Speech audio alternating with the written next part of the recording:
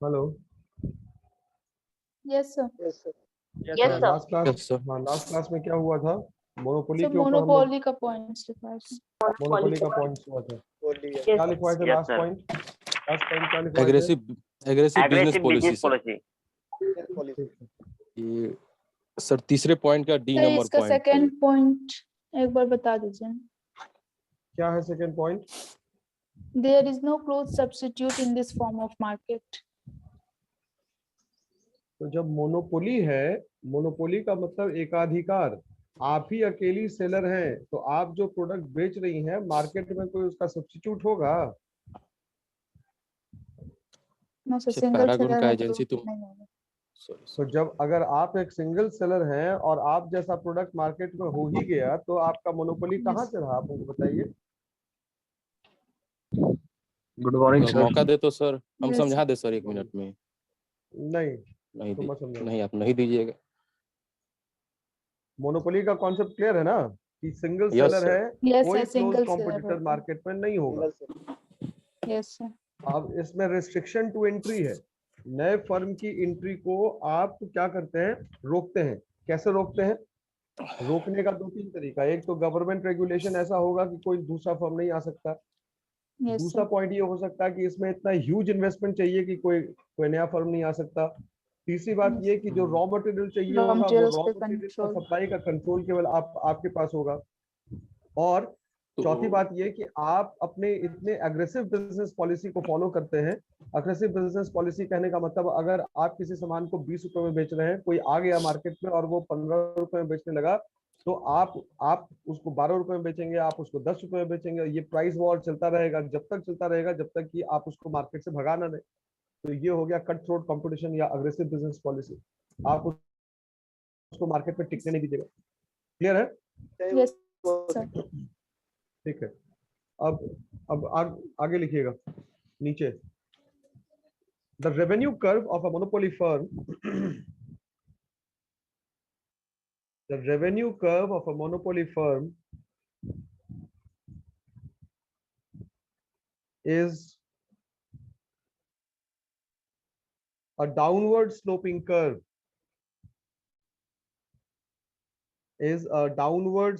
curve full stop. It means that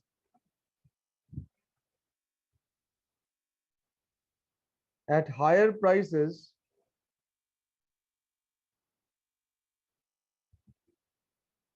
monopolist will be selling less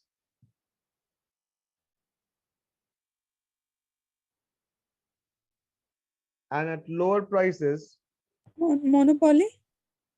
monopolist will be selling less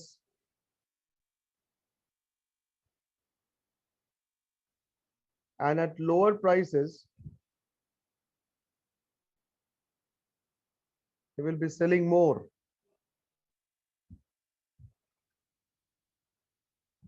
Full stop. Monopolist का जो revenue curve होगा वो क्या होगा? ऊपर से नीचे की ओर आएगा, ऊपर से नीचे की ओर आएगा। ठीक है? क्यों आएगा? क्योंकि जो वो क्वांटिटी और प्राइस फिक्स करता है उसके बीच में एक इनवर्स रिलेशन है। अगर वो प्राइस ऊंचा रखेगा तो वो क्वांटिटी कम सेल करेगा, प्राइस नीचा रखेगा तो वो क्वांटिटी ज्यादा सेल करेगा। ठीक है? और अगर आपको याद होगा तो परफेक्ट कंपटीशन में AR-MR कर्व एक हॉरिजॉन्टल लाइन थी, लेकिन यहाँ पर AR-MR कर्व ऊपर से नीचे की ओर आ रही है। और यही मैंने आप लोगों को बताया भी था कि जब मार्केट का नेचर चेंज करता है तो रेवेन्यू कर्व भी उसके साथ साथ चेंज करेगा, रेवेन्यू कर्व का नेचर भी उसके साथ साथ चेंज करेगा। मैं कुछ पॉइंट्स यहाँ पे ड्रॉ कर रहा हूँ, आप उसको देख लीजिएगा। ये रेवेन्यू कर्व है मोनोपोलिस्ट का, वाई एक्सिस है और एक्स एक्सिस। ये एक्स एक्सिस है, ये वाई एक्सिस है।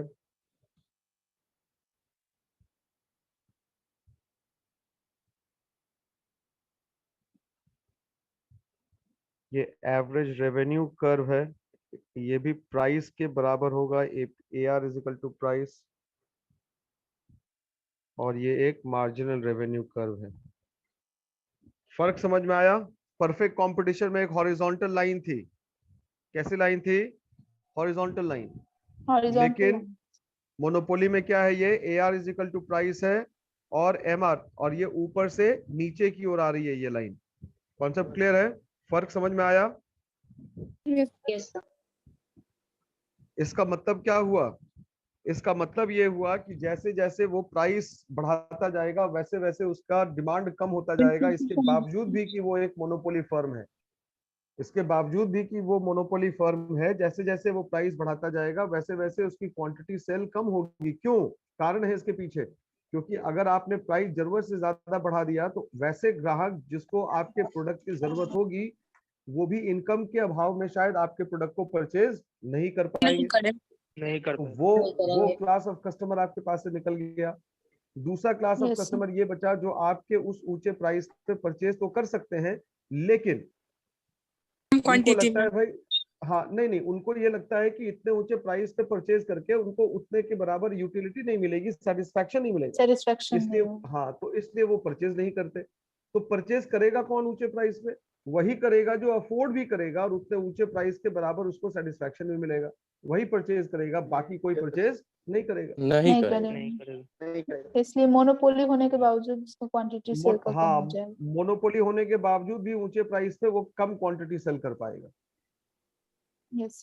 राइट? जैसे Yes, जैसे वो sir. प्राइस कम करेगा, more of customers will get into buying the goods of the monopolist. Right? Yes. Yes Yes. Sir. Sir. तो और ये ये जो इसका कंसेप्ट है रेवेन्यू। सर, हाँ बोलो। मोनोपोली जो कंसेप्ट है सर, ये micro as well as micro दोनों में यूज हो सकता है सर। ये इंटायर में भी होता है सर, और नहीं मतलब एक छोटे बिजनेस में भी हम मोनोपोली को लेके चल सकते हैं। नहीं, मैक्रो में नहीं हो सकता ना। मैक्रो में मोनो मार्केट का स्टडी तो माइक्रो का ही कॉन्सेप्ट है, मैक्रो का नहीं है ये कॉन्सेप्ट। इकोनॉमी हो Yes, जाए। sir. Yes, जब sir. होल इकोनॉमी का बात करेंगे Yes, तब sir. मैक्रो होगा. यस।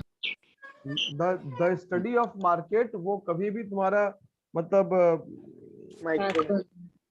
वो ये मैक्रो कॉन्सेप्ट नहीं हो सकता।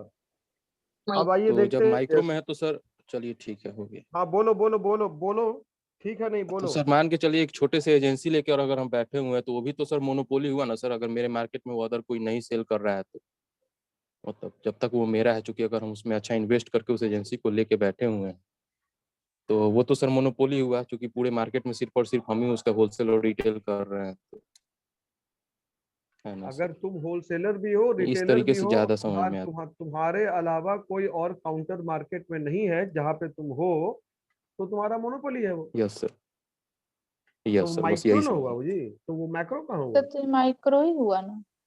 हाँ, सिंगल इंडिविजुअल हुआ। यस सर, ठीक। मतलब हम इसलिए Yes. पूछे चूंकि तो अब अगर हम लोग इक्विलिब्रियम की बात करें तो इक्विलिब्रियम कैसे अचीव होगा? इक्विलिब्रियम के लिए दो कंडीशन था, MR is equal to MC, yes sir. और दूसरा MC should be rising. MC curve जो होगा वो क्या होगा? MC curve should be rising. Rising. अपने मिनिमम से उसको राइज करना पड़ेगा। अब आइए हम लोग देखते हैं मार्जिनल कॉस्ट कर्व को। ये देखिए मार्जिनल कॉस्ट कर्व, ये नीचे से ऊपर की ओर गया मार्जिनल कॉस्ट कर्व। ये पॉइंट आपको दिख रहा है, ये पॉइंट E जहां पे मैं लिख रहा हूं, ये पॉइंट E जहां पे MCMR का इंटरसेक्शन हुआ, Yes, sir. Yes, sir. ये पॉइंट क्वांटिटी निकल के आ गई। लेकिन ये बेचेगा किस, मतलब कैसे? अगर आपको याद होगा कि MRMC का इंटरसेक्शन जैसे ही परफेक्ट कंपटीशन में कराते थे तो प्राइस भी आपका मिल जाता था, प्राइस आपको मिल जाता था। क्वांटिटी तो मिलती थी लेकिन प्राइस भी ऑलरेडी वहां पर था। लेकिन यहाँ पर तो केवल क्वांटिटी मिली, यहाँ पर तो प्राइस मिला नहीं। प्राइस निकालना पड़ेगा। प्राइस कैसे निकालेंगे? AR बराबर क्या है? प्राइस है। AR बराबर प्राइस। तो ये जो क्वांटिटी है, ये क्वांटिटी को हम लोग लेके जाएंगे कहां पर? AR पे इसको टच करा देंगे। किस पे टच करा देंगे? AR पे. AR पे टच करा AR पे। देंगे। क्यों? क्योंकि AR प्राइस है। AR हमारा क्या है? प्राइस। Right. अब ये जो प्राइस देखिए, प्राइस आ गया, Yes, sir. यस सर आगे। प्राइस आ गया है ना? Yes sir. तो अब अगर वो मोनोपोलिस्ट, मान लीजिए इस पॉइंट को हम लोग पॉइंट ए दे देते हैं, तो अब अगर मोनोपोलिस्ट अपने लिए प्रॉफिट को मैक्सिमाइज करना चाहता है तो वो कैसे मैक्सिमाइज करेगा? मैक्सिमाइज करने के लिए उसको ओपी प्राइस पे ओक्यू क्वांटिटी बेचना पड़ेगा।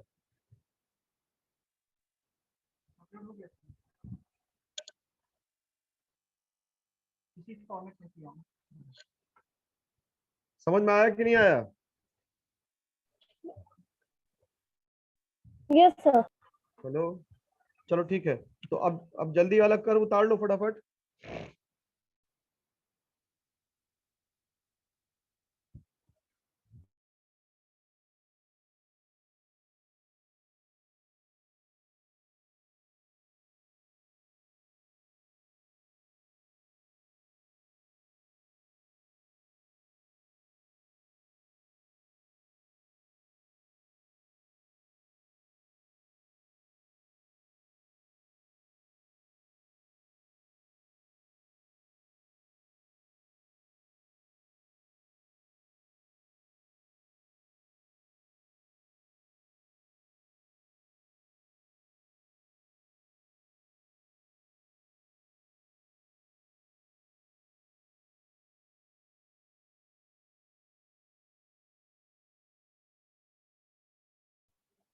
हो गया क्या? Yes, yes sir. Sir. Yes, sir. ठीक है, अब हम लोग आगे बढ़ते हैं। लिखेगा price output determination, price output determination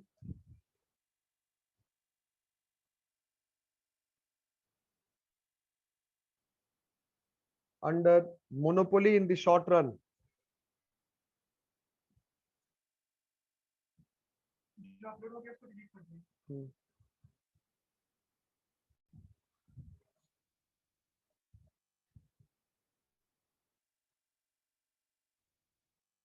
लिखिएगा a monopolistic firm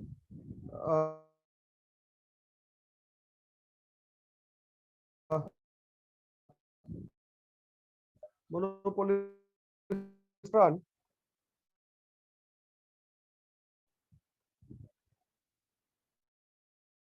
can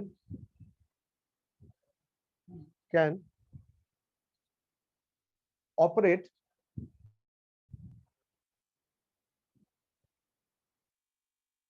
under any of the following two situations. Can operate under any of the following two situations.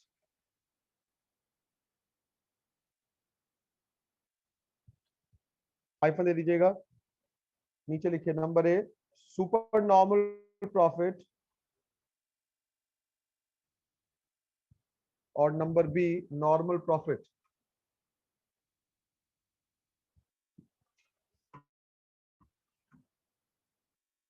अब आप देखिए super normal profit, super normal profit का profit और एक और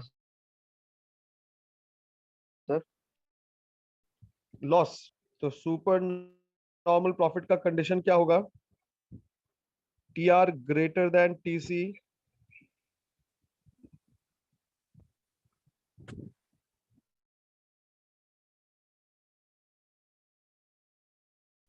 ए R greater than A C.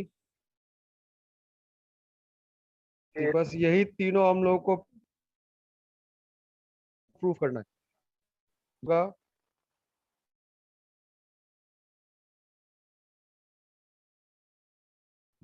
TC is equal to AC into Q।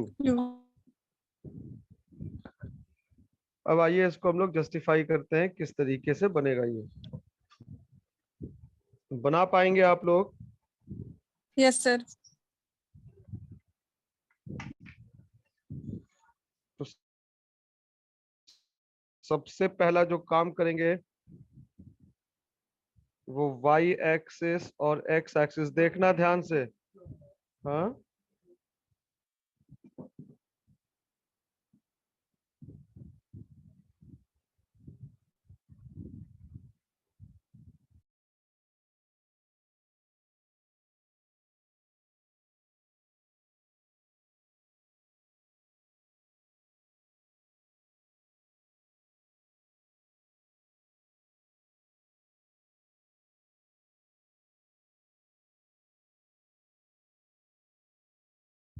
2 curve हो गया। Yes, sir. अब क्या आपको बताना है, ए आर बड़ा है और एसी छोटा है, तो एसी कर्व इसके नीचे आ गया एस। Yes, yes sir. No? Yes Yes, sir. sir. अब क्वांटिटी निकालना है, तो क्वांटिटी निकालने के लिए एमसीएमआर का इंटरसेक्शन चाहिए, और चूंकि एसी है इसलिए एमसी एसी को उसके मिनिमम पे कट भी करना चाहिए। ये देखिए मार्जिनल कॉस्ट कर्व हो गया। Yes, sir. आ रही बात समझ में? Yes, sir. ये इंटरसेक्शन वाला पॉइंट हुआ, क्वांटिटी आ गया। Yes, sir. Yes, sir.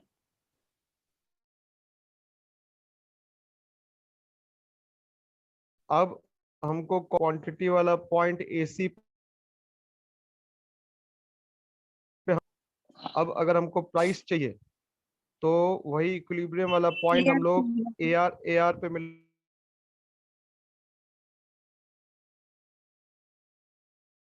देंगे, तो Price. प्राइस आ गया।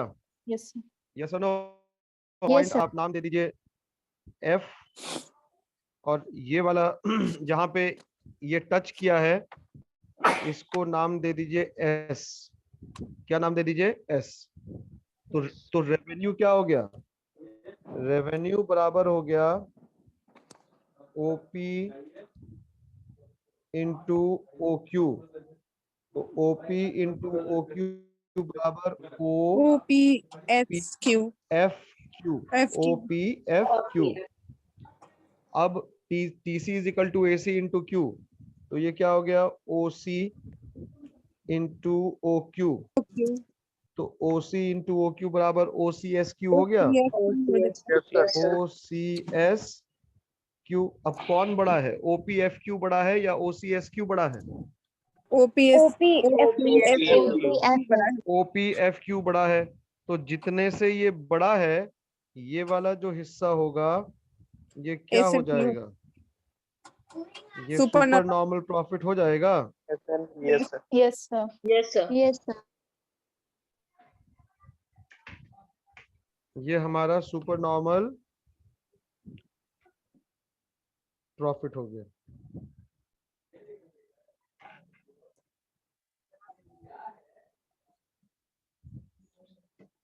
समझ गए?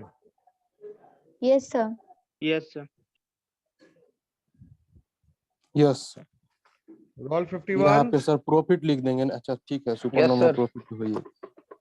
समझ में आया कि नहीं आया जी? Yes sir. Yes, sir. आ गया सर। ठीक है, अब हम लोग बात करेंगे लॉस के ऊपर। किसके ऊपर बात करेंगे? लॉस। लॉस के ऊपर सर। ठीक है, तो लॉस का कंडीशन क्या क्या हो सकता है?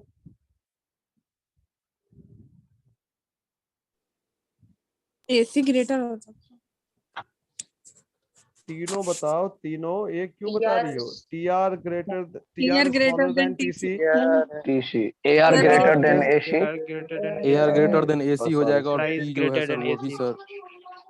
सब उल्टा बताओ सब। Yes sir. Smaller T R than है। T R less than T C. Less than AC होगा सर। Less than A C, yes sir. smaller than है। और इसका कर्व जो होगा सर ऊपर बनेगा, ए सी जो है ऊपर चलो जाएगा जल्दी बना के बताओ क्या होगा। यस सर, बस मौका दीजिएगा बना के दिखाने का।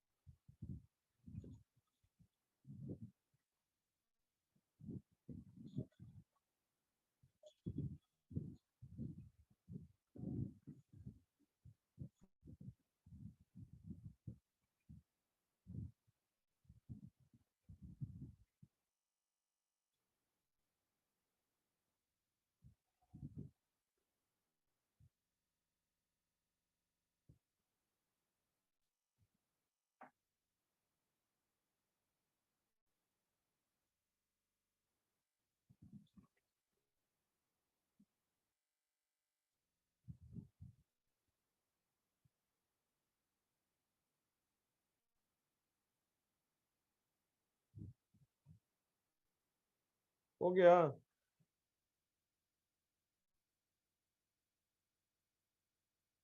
Yes, sir.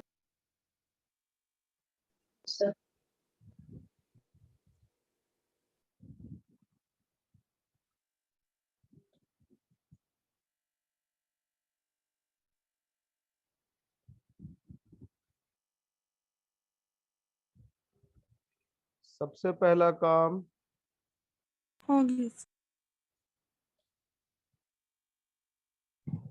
हो गया सर, लॉस हो जाएगा, हो गया।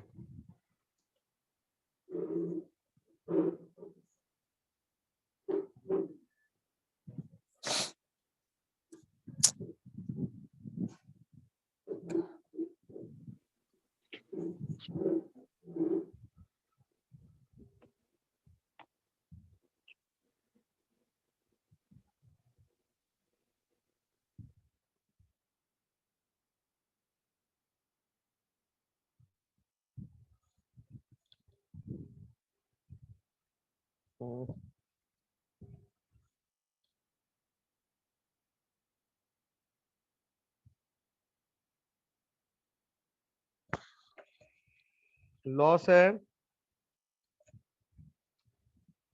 Yes sir. तो AC कर्व ऐसे आ जाएगा। Yes, sir. MCMR का इंटरसेक्शन ये MC कर्व हो गया, Yes, sir. ये क्वांटिटी हो गया, ये प्राइस हो गया, और इसी पॉइंट को ऊपर मिला दिए तो ये कॉस्ट हो गया। ठीक है। Yes, ये sir. वाला जो हिस्सा हो गया कॉस्ट ऊपर है, और ये वाला जो हिस्सा है ये किसको रिप्रेजेंट कर रहा है? ये Loss. रिप्रेजेंट कर रहा है Loss लॉस को। को।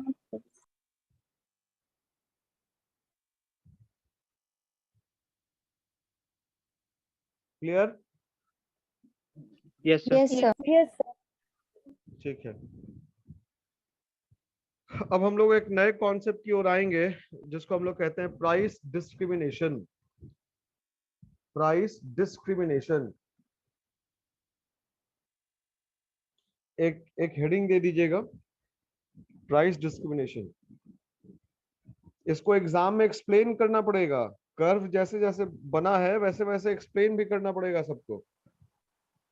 सर तो एगो देखिए और ग्राफ तो बनेगा ना सर लास्ट में, सर वो छूट रहा है क्या, सर। जैसे कि अब इस तीसरा ग्राफ बनेगा ना, जब ये दोनों बराबर हो, AR सॉरी कहाँ गया कॉपी, AR नॉर्मल मतलब AC प्रॉफिट, के। हाँ ठीक है। देखो मोनोपोली में क्या होता है ना, मोनोपोली में नॉर्मल प्रॉफिट जनरली होता नहीं है। अगर वो मोनोपोली फर्म है या तो उसका प्रोडक्ट पूरी तरीके से मार्केट स्वीकार लेगा।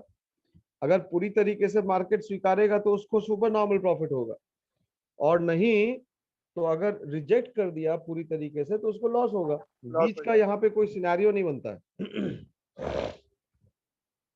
नहीं सर, बुक के अनुसार सर एक तीसरा पॉइंट है sir, the long term equilibrium of a firm in a monopolistic, जो उसमें सर दिखा रहा है सर P1 P2 को, मतलब दो को ग्राफ बनाए हुए हैं। कैसे समझाए, छोड़िए। मोनोपोलिस्टिक का तुम देख रहे हो, मोनोपोली का है या मोनोपोलिस्टिक का है, किसका देख रहे हो? सर मोनोपोलिस्टिक है सर, लेकिन सर ये जो ग्राफ आप तीन को अभी शो किए सर, ये ये भी मोनोपोली मोनोपोलिस्टिक का पे है, ही ये है। नहीं नहीं, मोनोपोली का है ये। तुम फर्क देखो, मोनोपोलिस्टिक का जो ग्राफ होगा, मोनोपोलिस्टिक का ग्राफ में AR MR कर्व थोड़ा सा फ्लैट होगा। तुम्हारा ही दोनों एकदम स्टीप है, देखो कर्व में अंतर। यस सर, हाँ यस सर, ठीक है सर, कुछ सेम लग रहा है तो समझ समझ। लिखो आगे। Yes sir. क्या लिख रहे थे, कुछ कुछ लिखवाई दे क्या? Price discrimination. Price discrimination heading लिख। ठीक है, लिखो। Sometimes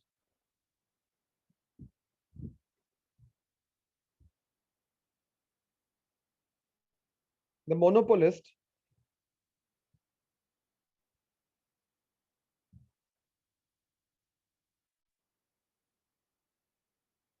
finds it difficult Sometimes the monopolist finds it difficult to satisfy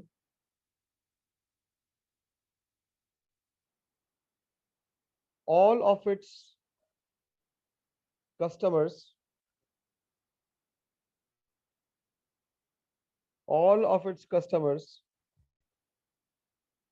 with one price. Full stop. All of its customers with one price. Full stop. आगे लिखिए.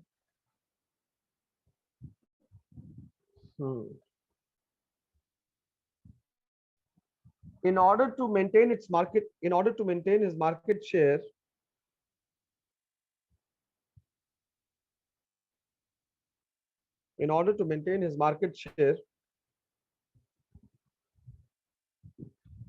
and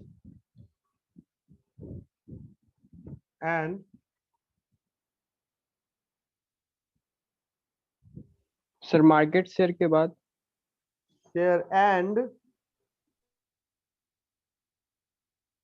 prevent the entry of a new firm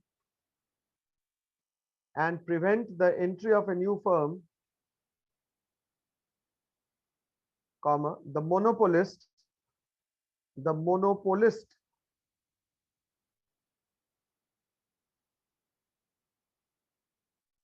सबका camera off है जी. The monopolist adopts the principles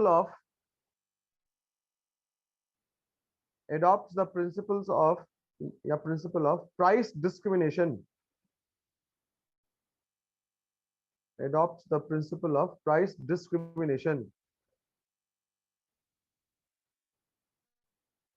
Full stop. Paragraph change कीजिएगा. Price discrimination is defined as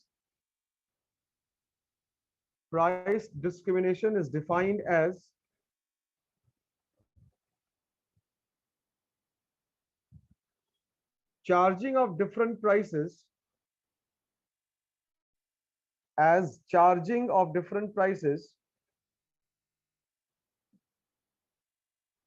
from different customers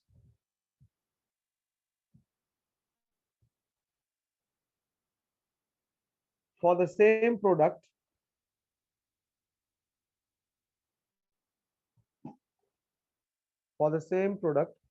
under different market situation.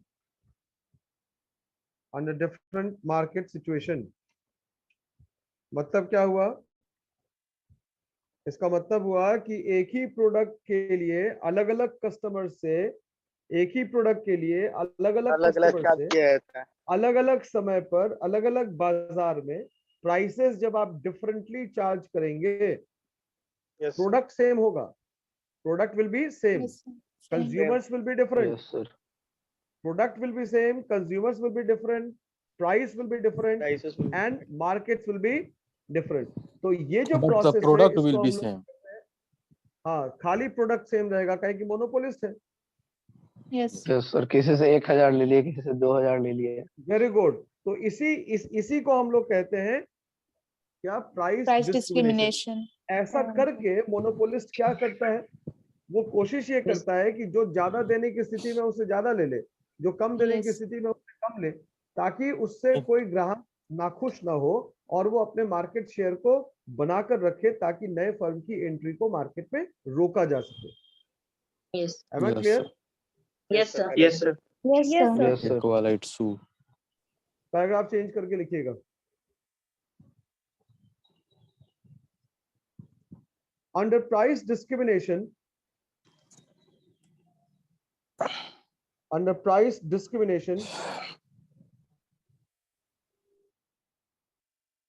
the monopolist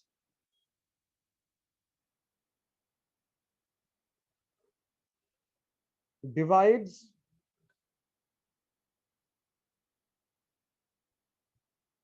the market for his product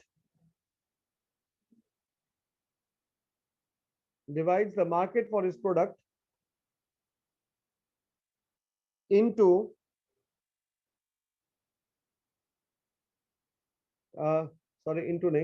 divides the market of his product into different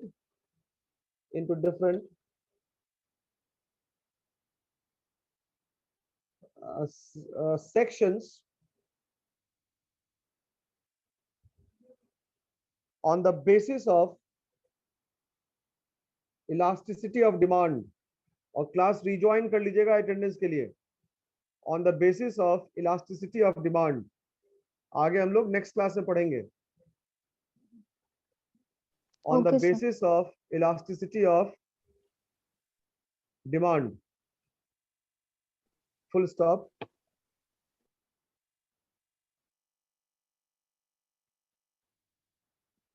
The market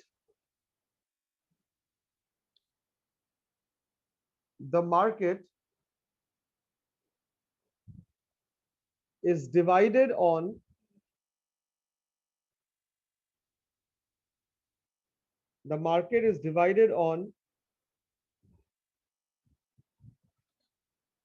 the basis of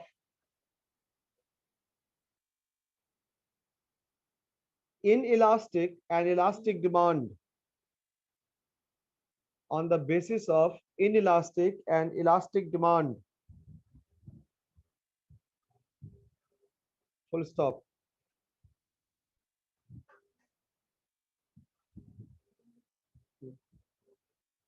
उसी में continue करना है. A market segment which has inelastic demand. A market segment which has inelastic demand is charged more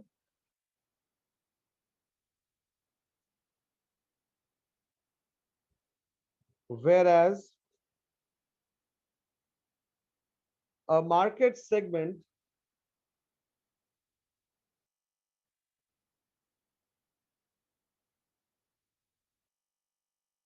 which has elastic demand